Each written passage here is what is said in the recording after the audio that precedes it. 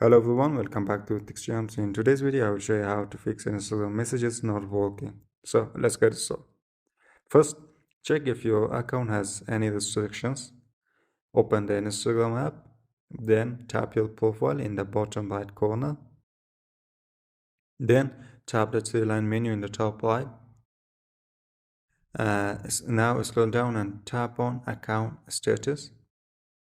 Then check features you can't use.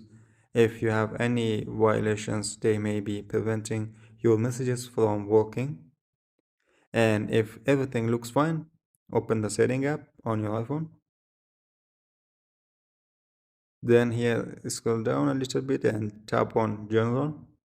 Then tap iPhone storage. And here select Instagram. And now tap on offload app. Then tap on reinstall the app. This refreshes Instagram and clears temporary files without deleting your data.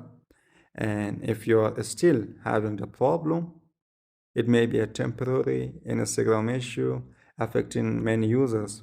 In that case, you will just need to wait for the next Instagram update, which may fix the problem. And that's it. If you found this video helpful, don't forget to leave a like and subscribe to TechJams for more helpful tech tutorials. Thanks for watching, and I will see you in the next video.